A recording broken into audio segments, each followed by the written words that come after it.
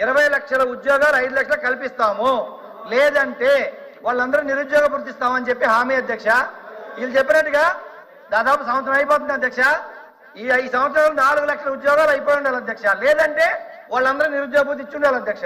కానీ కానీ కానీ అధ్యక్ష, వీళ్ళు 2014-19 మధ్యకాలంలో కేవలం 18,000 ప్రభుత్వ ఉద్యోగాలు ఇవ్వగలిగారు. అయితే 19-24 మధ్యకాలంలో అధ్యక్ష దాదాపు 131,000. ఒక్క నిమిషం అధ్యక్ష. ఏంటిది అధ్యక్ష? 1 సెకండ్. కూర్చోండి. మాధవరావు మీరు అడిగినటువంటి ప్రశ్నకు సమాధానం చెప్పారు. కూర్చోండి. 2024-25 మధ్యకాలంలో నిరుద్యోగ వృత్తి పథకం కింద గుర్తించిన లబ్ధిదారుల గురించి అడిగాం అధ్యక్ష. అసలు లబ్ధిదారులు మీరు గుర్తించారా, ఎంతమంది ఉన్నారు అనేది మేము అడిగింది అధ్యక్ష. పథకం అమలు చేస్తున్నారా లేదనేది సెకండరీ అధ్యక్ష. అసలు లబ్ధిదారులు ఎంతమంది నిరుద్యోగ వృత్తిలో అర్హత ఉన్న వాళ్ళు అడుగుతున్నాం అధ్యక్ష. ఈ విషయంలో గతంలో 2014-19 మధ్యకాలంలో కూడా మీరు మేనిఫెస్టోలో పెట్టి నిరుద్యోగ వృత్తి ఇస్తామని చెప్పి హామీ ఇచ్చి 5 సంవత్సరాల్లో ఒక్కరికి కూడా నిరుద్యోగ వృత్తి ఇవ్వలేదు అధ్యక్ష. రెండోది తర్వాత చెప్పండి, తర్వాత మాట్లాడండి మీరు కావాలంటే, తర్వాత చెప్పండి, మేము కాదండి తర్వాత చెప్పండి. పోతే అధ్యక్ష రెండోది 2019-24 కరెక్ట్ ఏమండి, మేము చెప్పిన దాంట్లో కరెక్ట్ లేకపోతే మీరు మళ్ళీ లేచి చెప్పొచ్చు కదా మంత్రి గారు, మాకు అభ్యంతరం లేదు దాంట్లో. అధ్యక్ష ఈ విషయంలో 2019 ప్లీజ్ వినండి. ఇక్కడ అడిగినటువంటి ప్రశ్న మంత్రి గారు చెప్పిన ప్రశ్నకి మీరు క్లారిఫికేషన్ ఏంటి, అడిషనల్ గా ఏం వచ్చిన? అదే సార్ నేను అడిగింది ఏంటి, 2024-25 మధ్యకాలంలో నిరుద్యోగ వృత్తి పథకం కింద లబ్ధిదారులను గుర్తించారా అని ఎంతమందిని అడిగాము. అసలు దానికి ఈ పథకం అమలు చేయట్లేదని చెప్తున్నారు సార్. పథకం అమలు చేయడానికి నిరుద్యోగం గుర్తించడానికి ఎంతమంది నిరుద్యోగం దానికి ఏం సంబంధం అధ్యక్ష? మా ప్రభుత్వం లక్ష్యం ఒకటే అధ్యక్ష. చంద్రబాబు నాయుడు గారి కూటమి ప్రభుత్వం ఏర్పాటైన తర్వాత మొట్టమొదటిగా సంస్థలను ఇన్స్టిట్యూషన్స్ ను తీసుకొని వచ్చి ఉద్యోగ కల్పన చేస్తున్నాం అధ్యక్ష. దానిలో భాగంగానే ఈ 9 నెలల్లో సుమారు 100 ఇన్స్టిట్యూట్స్ వచ్చినాయి అధ్యక్ష. దానిలో చెప్పుకుంటూ పోతే చూడండి అధ్యక్ష, చెప్పండి సమాధానం. ప్రతి ఒక్క రోజు అధ్యక్ష మాత్రమే చెప్పండి. ఈ రోజు మల్లపల్లి పారిశ్రామ వాడలో అశోక లైలాండ్ కంపెనీని ప్రారంభించడం జరుగుతోంది అధ్యక్ష. దానిలో సుమారు 5,000 మందికి ఉద్యోగ కల్పన చేస్తున్నాం అధ్యక్ష. అలాగే నక్కపల్లిలో ఆర్సలర్ మిట్టల్ కంపెనీ, గూగుల్ అయితేనేమి, HCL అయితేనేమి, గూలు అయితే ఏమి, గోద్రేజ్ అయితేనేమి, ఇలా చెప్పుకుంటూ పోతే అధ్యక్ష ప్రతి ఒక్క రోజు ఏదో ఒక MOE అయితేనే ఉంది అధ్యక్ష. ఉద్యోగ వృత్తి అనే దానికంటే ఉద్యోగ కల్పన చేస్తున్నాం అధ్యక్ష. డైరెక్ట్ గా చెప్పండి. ఉద్యోగ కల్పన చేసేదానికి ప్రభుత్వం ముందుకు వస్తా ఉంది అధ్యక్ష. మేము ఒకటే చెప్తున్నాం అధ్యక్ష, మా ప్రభుత్వంలో మొట్టమొదటి ప్రియారిటీ ఏదంటే ఉద్యోగ కల్పన అధ్యక్ష. కల్పించలేనప్పుడు ఉద్యోగ వృత్తి ఏదైతే చెప్పాం, నిరుద్యోగ వృత్తి ఏదైతే చెప్పామో అది ఇస్తాం. తప్పకుండా డేటా అనేది సభ ముందుకు అతి త్వరలోనే తీసుకొని వస్తాం అధ్యక్ష. ఉద్యోగాలు కల్పిస్తామని చెప్తున్నారు కానీ నిరుద్యోగ వృత్తి ఎంతమంది ఉన్నారు చెప్పట్లేదు అధ్యక్ష. అసలు ఈ స్టేట్ లో ఉద్యోగాలు లేని నిరుద్యోగులు ఎంతమంది ఉన్నారు? మీరు ఎందుకు 9-10 నెలలు ఐడెంటిఫై చేయలేదు? వాళ్ళకి ఎప్పుడు ఇస్తారు? ఈ సంవత్సరం అమలు చేయమన్నారు, ఏ సంవత్సరం అమలు చేస్తారు?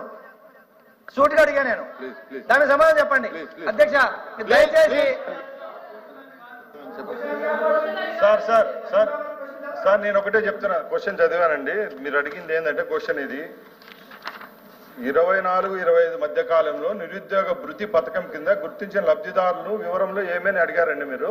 మేము ఒకటే చెప్తున్నాం సార్, ఫస్ట్ ప్రియారిటీ ఉద్యోగ కల్పన ఇప్పుడు చేస్తున్నాం సార్. ఇప్పుడు ఫ్యాక్టరీలు వస్తున్నాయి, ఇన్స్టిట్యూట్స్ వస్తున్నాయి కాబట్టి ఉద్యోగాలు ప్రతి ఒక్క రోజు కల్పిస్తున్నాం. ఇప్పుడు ఇది ప్రాసెస్ లో ఉంది, తప్పకుండా సభ దృష్టికి తీసుకొని వస్తాం సార్. అధ్యక్ష ఒక్క నిమిషం. అధ్యక్ష హౌస్ వాళ్ళు తప్పుదారు పట్టిస్తున్నారు. కూర్చోండి. గౌరవ సభ్యులు తప్పుదారు పట్టిస్తున్నారు. ఇది కరెక్ట్ కాదు అధ్యక్ష. ఉద్యోగాలు కల్పపోయిన ఒక సెషన్ పెట్టండి, మాట్లాడదాం. క్వశ్చన్ నెంబర్ 13 మంత్రి వర్యులు ఒప్పుకున్నారు.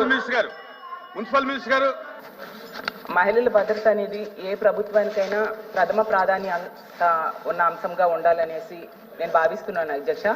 ఈ కూటమి ప్రభుత్వం అధికారంలోకి వచ్చి 10 నెలలు అయింది అధ్యక్ష. 10 నెలల్లో చూసుకుంటే మహిళల మీద దాడులు, అత్యాచారాలు, హత్యలు చాలా భయంకరంగా పెరిగాయి అధ్యక్ష. అవి కూడా చాలా క్రూరంగా దారుణంగా జరుగుతూ ఉన్న పరిస్థితి కనిపిస్తూ ఉంది అధ్యక్ష. ఎందుకంటే అంటే ఈ 10 నెలల్లో రోజుకి 70 నేరాలు జరుగుతున్నాయి. అంటే గంటకు 3 నుంచి 4 జరుగుతూ ఉన్నాయి అధ్యక్ష. అది వాళ్ళు ఇచ్చిన అధికారిక డేటా ప్రకారమే నేను చెప్తున్నాను అధ్యక్ష. స్కూల్కి వెళ్ళే పిల్లలకి, కాలేజ్కి వెళ్ళే పిల్లల మీద, అలాగే తీసుకుంటే ఇంట్లో ఉన్న వాళ్ళ మీద, ఉద్యోగాలకు వెళ్ళే వాళ్ళ మీద, ఈవెన్ ఆర్టీసీ బస్సుల్లో పనిచేసే కండక్టర్ల మీద కూడా లైంగిక దాడులు జరుగుతున్నాయి అధ్యక్ష. ప్రభుత్వం అధికారిక డేటా ఇచ్చింది అధ్యక్ష. దాని ప్రకారం చెప్తాను, అక్టోబర్ 31 నాటికి రోజుకి 50 మంది మహిళల మీద, బాలికల మీద ఇలాంటి నేరాలు జరిగితే ఇప్పుడు జనవరి 31 నాటికి అవి రోజుకి 70 సంఘటనలు జరుగుతూ ఉన్నాయి అధ్యక్ష.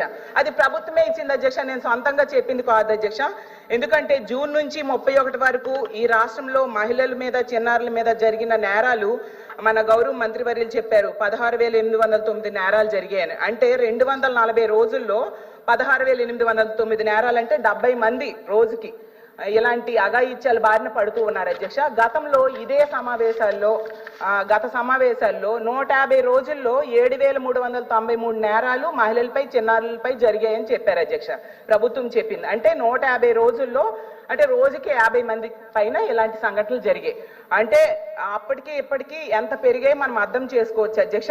అప్పుడు 50 జరిగే రోజుకి ఇప్పుడు 70 జరుగుతున్నాయి రోజుకి. అంటే ప్రభుత్వం ఇచ్చిన లెక్కల్లో ఇలా ఉంటే పెరగడం మనకు క్లియర్ గా కనిపిస్తుంది.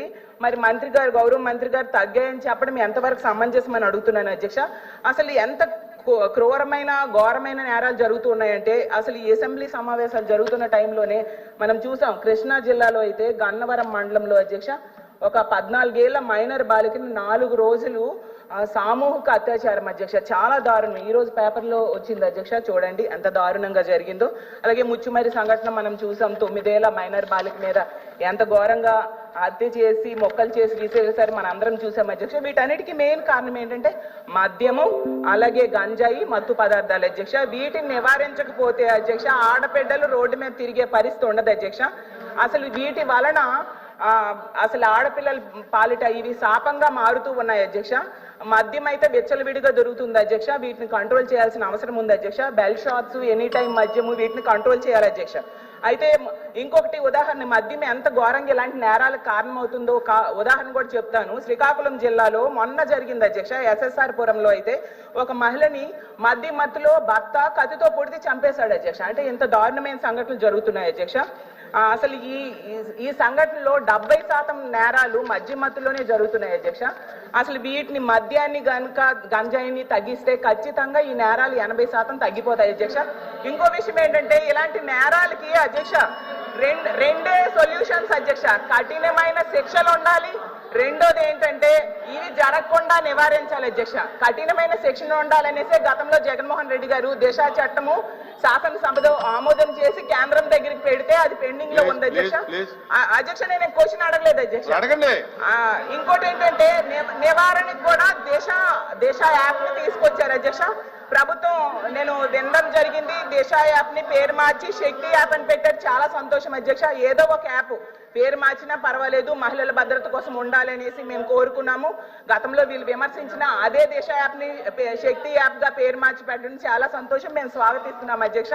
అయితే ఇప్పుడు నా డౌట్ ఏంటంటే ఇప్పుడు ఈ శక్తి యాప్ తెచ్చారు, చాలా సంతోషం. దీన్ని ఎంతమంది డౌన్లోడ్ చేసుకుంటున్నారు? డౌన్లోడ్ చేసుకోవడానికి కూడా అవగాహన కార్యక్రమాలు అయితే జరగాలి అధ్యక్ష. నేను ప్రభుత్వాన్ని సూచన ఇస్తున్నాను ఏంటంటే అవగాహన కార్యక్రమాలు ఏమైనా తెలియజేస్తున్నారా?